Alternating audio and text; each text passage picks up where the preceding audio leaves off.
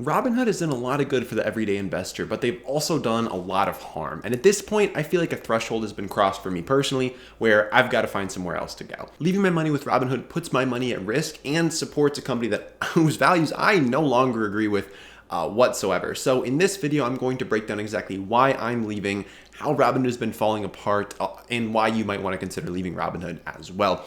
Plus, if you stick around until the end, I'm going to share with you where I am going to be transitioning to and why I feel like that is a better option for me personally than Robinhood is. So let's dive right on into the video. And so I want to start with what Robinhood has actually done for the good of the everyday investor, because I feel like they have done some good and I want to acknowledge that. So really the good that I see Robinhood has done so far is through making investing more accessible. And that's kind of the whole mission statement of the company, you know. But really they pioneered the whole zero commissions trading structure. Like before Robinhood, everyone was charging commissions, okay? Like Fidelity was charging $5 and Schwab was charging like $5 or $10 and Vanguard was charging whatever. And so like all the companies were charging fees to trade, buy and sell stocks. And Robinhood really shook things up there and forced everybody to ditch that part of their business model. And I got to give Robinhood a lot of credit for that, because that's really made things more accessible for investors that don't have a lot of money to get started with. So got to give props to Robinhood for that, and also for just making investing more accessible in general and pioneering the whole wave of apps and user interfaces that are a lot more easy to use for investors. And that's pretty much where it stops. Like that's all I can give Robinhood credit for, because the rest of what they've done has kind of been a bit of a mess. So there's really four main reasons why I have to leave at this point. And so let's just dive into those, okay? So the first of which happened back in 2017, okay? And this was an SEC filing against Robinhood, because Robinhood was not being clear with investors about how they were making money, okay? Because with not charging commissions, they got to be making money somehow. You know, it's not a charity they're running. So they weren't being clear with investors on how they were making money. And what they were doing and what they continue to do is they sell investors' order flow to high frequency trading firms. And these high frequency trading firms basically execute the orders and make a small profit on every trade, which is basically the spread of the transaction. Okay. And Robinhood gets a bit of that as kickback. So that's one of Robinhood's ways that they make money. And they were not clear to their users about this fact. And while this isn't super critical, I mean, it's good to know how the companies that you're using are making money. It also presents a bit of a challenge for active traders, because when order flow is being sold, there's somebody kind of getting in on the trade ahead of you, and you're not necessarily getting the best price in all cases. So it's important for active traders to know this, and the fact that Robinhood just wasn't displaying this anywhere on their site it was kind of the first kind of red flag for me. I was like, you know, this company is moving very quickly. They're not necessarily crossing all their T's, dotting all of their I's. And I don't know if I want to really be keeping a lot of money with a reckless institution like this. So 2017 is actually about the point where I stopped putting new money into Robinhood, okay?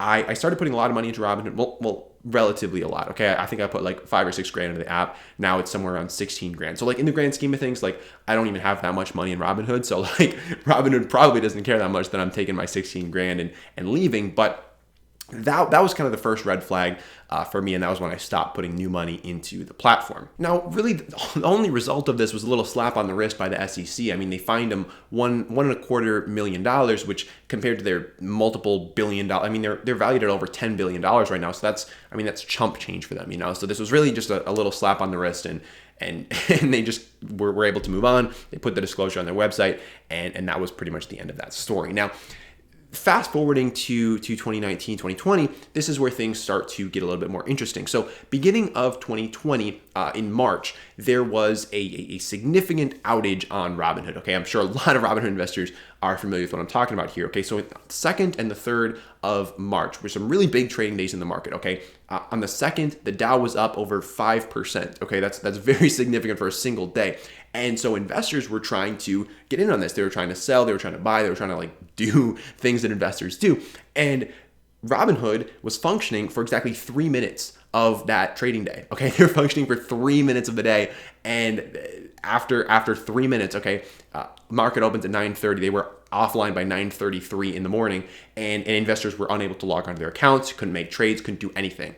And this was a pretty big deal. I mean, people's options contracts were expiring. Active traders were trying to get in or out of positions. Like, if you're an active trader, like it's a pretty big deal when you just can't trade for a day. So personally, as a long-term investor, didn't impact me that much. But for people who are actively trading, this is a big deal. Like you if you're using a platform that is just regularly down, and like since this outage, there have been over 50 additional Robinhood outages, okay, just since March. So if you're an active trader, you kind of need to be aware of these things, that you might be using a platform that is not totally reliable and that might just be down for a day, and your options contracts might expire, or you might not be able to get in or out of a position. So if you're an active trader, you really have to keep that in mind with the platforms you're using. And like these longer established firms that have been around for decades, like this doesn't happen on their platforms. They have redundancies. They have things in place to make sure this doesn't actually happen. So that's qualm number 2, okay, is the 50 plus outages since March, and the big outages in March that have since led to a class action lawsuit that's currently playing out against Robinhood. So that's number 2, but 3 and 4, these are kind of the big ones for me, okay, guys. Number 3 is the gamification of investing. And this is something that really grinds my gears. Okay, I'm very passionate about getting young people fired up about personal finance. That's what I live for. But the tactics that Robinhood has used are very much, I'm not a fan, okay? And so why am I not a fan? Well, the reason that I'm not a fan is because Robinhood throws in things like confetti and bright colors and like all this flashing stuff to make people think of investing more as gambling than actually like participating in like financial markets, okay? And like obviously gambling is a lot more exciting, and that's why they had millions of new users when Kombucha 19 started in the beginning of the year, is because it's all flashy and exciting, and it really just like gets people thinking that they're gambling, okay? And this has led to some pretty troubling statistics in my opinion, okay? Compared to Charles Schwab users, okay, Robinhood users trade 40 times as often. 40 times as often. It blows my mind. I'm like, how do you even find the time to trade 40 times as often? Okay, it's absolutely ridiculous. And they use options 88 times as frequently than Charles Schwab users. And these kind of numbers are really troubling to me, because I mean, every study out there will tell you that unsophisticated active traders lose money, okay? Because look at who they're going up against. They're going up against people who do this for a living. Do you think that logging into Robinhood for 5 minutes a day, you can outperform someone who's trading on the other side of this thing that does this for a living? I mean, it's bananas. Like you won't, okay? You are going to lose. It's a losing game to be an active trader and to not be doing this full time. Okay, like obviously some people are really good at it, but that is the far minority, okay? Like the majority of people who try to actively trade lose, okay? They don't beat the market. And so if that is your strategy here, it's a losing game, okay? And Robinhood is training people to be active traders. They're training people to lose, okay? But they're training people to have fun while they do it, because they think it's a big game. And this has led to a lot of negative consequences, okay? The biggest of which, and I'm sure most people have heard about this, is earlier in the year, a 20-year-old committed suicide after their account showed a negative $730,000 balance, okay? They logged on to Robinhood, saw a negative $730,000.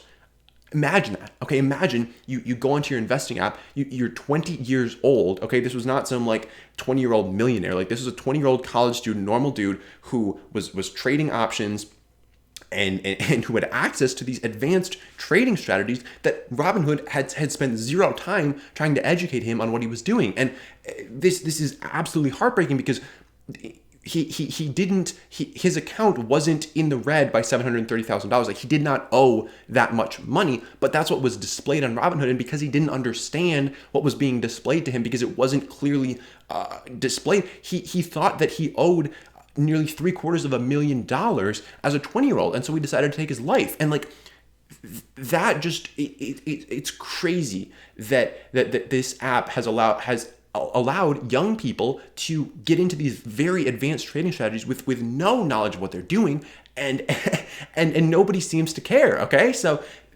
like all that was done in this case was Robinhood put out a tweet and they're like, yeah, we gave our condolences to the family. Like it's absurd, okay? It's absurd. Like the gamification thing really grinds my gears, because It's just training people to be bad day traders and to lose money and to think of the stock market as a gambling machine rather than a way to secure long-term financial security, which is like the whole point. Okay, that's like what I'm trying to communicate to people, that you can use the stock market as a tool to build long-term wealth, and then Robinhood's over here like shooting off confetti guns and trying to like rile people up that they should be day traders. Like it's so backwards and it's so broken, and it's just so frustrating to me, as you can tell. And the icing on the cake comes in the fact that the platform has just been repeatedly hacked. Okay, like I could make a whole video about all the times that Robinhood has been hacked, but like just to focus on the last 30 days, there have been two major instances.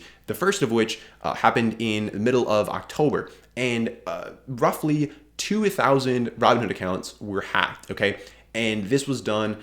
It's not entirely sure how it was done, but it was probably done through people buying login information off the dark web. Okay, and compared to other brokerage accounts, guys, because like there's a ton of login infos for sale on the dark web, but compared to other brokerages, Robinhood's got 5 times as many logins for sale on the dark web than other brokerages. Okay, it's crazy. Like it's so easy for people to infiltrate these accounts. And so recently they've been trying to like enforce two-factor authentication and all this stuff, but like it's still ridiculously easy for people to get a hold of login information. And like I was looking into these hackings, and like there are videos of college students who had their entire life savings drained out of their Robinhood account, and there was nothing they could do. They tried to contact Robinhood. There's no phone number, so they had to send an email. They got an automated response, another automated response, another automated response. Then they were told, oh, just wait a few weeks and we'll look into this. And it's like this college student lost their entire savings of like thousands of dollars because it was just drained out of their Robinhood account because somebody just got access to it and took it, and there was nothing they could do. Okay, and in one case there was a woman who saw a $10,000 transaction leaving her Robinhood account that was still pending, so she tried to contact Robinhood, and they're like, oh, we'll look into it in a couple weeks. And it's like, are you serious? Like someone is literally stealing $10,000 from me right now, and the best you can do is look into it in a couple weeks? Blows my mind that they get away with this stuff. So there was that 2,000 accounts that were hacked. Currently there's like 10,000 Robinhood logins for sale on the dark web. So who knows, your account info might be for sale on the dark web.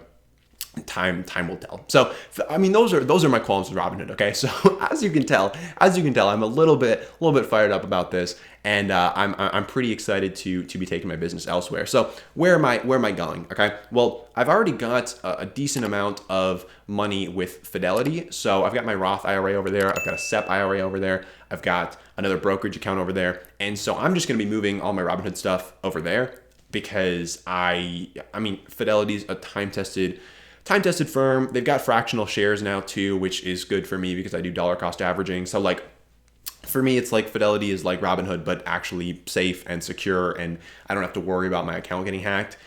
So that's what I'm doing, guys. I'm moving my stuff over to Fidelity. I'm gonna wait until the end of the year just because with tax stuff, I'm going to. There's a lot of tax stuff that I'm going to be doing, but one thing that I might be doing is actually some tax gain harvesting. So it's kind of the opposite of tax loss harvesting, but based on how I might be able to play my taxes this year, I might be able to take some gains tax free. So I'm going to wait until the end of the year, see how that plays out, and then if we can do that, we'll do that. If we can't, so be it. We'll just move over anyways. But yeah, that's the plan. Robinhood's got me a little bit frustrated these days, but we will rid ourselves of them soon. And I think it's just important, guys, to keep in mind, like, really, as investors, we do get to vote with our dollars. And so make sure you are voting with your dollars for companies that you support and organizations that are doing things that you agree with. I'm not trying to be all like telling you what to do and all high and mighty, but just like realize that you do have power and your dollars do speak volumes. Because like if people are moving and people are transitioning to other places, like companies are going to pay attention to that. Okay, so just make sure that you are being cognizant of this stuff and really think about where you're keeping your money and what those companies are really up to. But I'll step off my soapbox now. The next thing you should do is click the subscribe button down below and check out this video over here, which I can't really tell what video it is because I don't have my glasses on, but I'm sure you'll enjoy it regardless, and I'll probably be a little bit less frustrated than I was in this one. So enjoy it. Have a wonderful day.